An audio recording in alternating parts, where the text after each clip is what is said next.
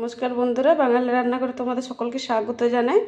আজকাল নতুন রেসিপি হলো এই যে কলমি ডাঁটা নিয়েছি। কলমি ডাঁটা, কলা, বেগুন আর আলু নিয়েছি বন্ধুরা। একটা সবজি হবে।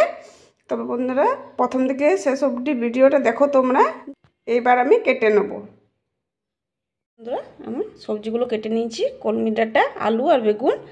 আর এই যে কলাও কেটে নিয়েছি, কারণ কলা জলে আছে। হলুদ জল দিয়েছি, হলুদ দিয়েছি অল্প, যেহেতু কালোগুলো চলে যাবে।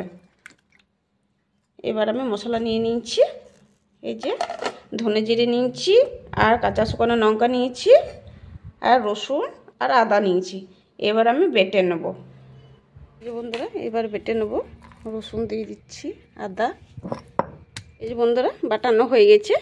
এবার আমি তুলে নেব। বন্ধুরা কড়াই চাপিয়ে দিয়েছি, তেল দিয়ে দিয়েছি। কড়াইটা গরমও হয়ে গেছে। এবার আমি ভেজে নেব, কলাগুলো ভেজে নেব।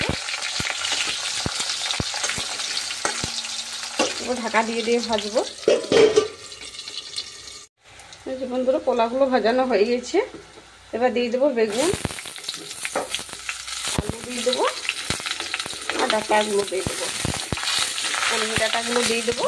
এবার ভালো করে আবার ভেজে নেব। 7 চামচ দিয়ে দিচ্ছি হলুদ গুঁড়ো,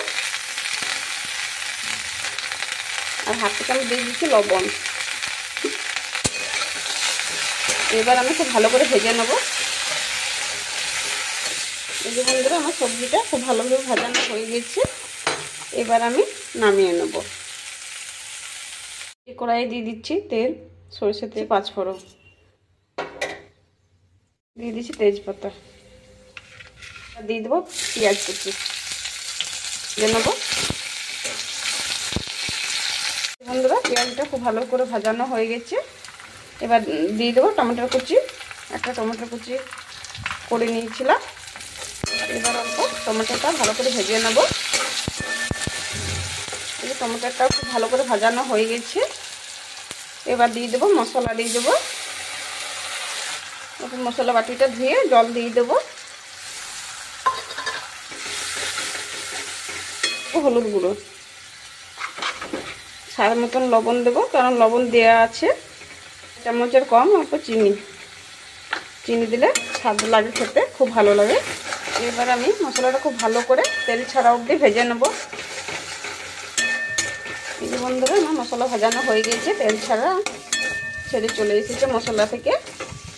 এবার আমি দিয়ে দেবো সবজি ভেজে রেখেছিলাম, সবজিগুলো দিয়ে দেবো। এবার আমি সবজিগুলো আর অল্প ভালো করে ভেজে নেব। বন্ধুরা সবজিগুলো আমার খুব ভালোভাবে মশলার সাথে ভাজানো হয়ে গেছে। এবার আমি জল দিয়ে দেবো।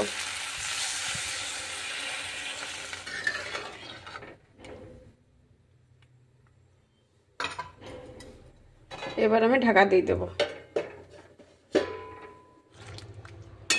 এই যে বন্ধুরা আমাদের সবজিটা হয়ে গেছে, সেদ্ধও হয়ে গেছে খুব ভালোভাবে।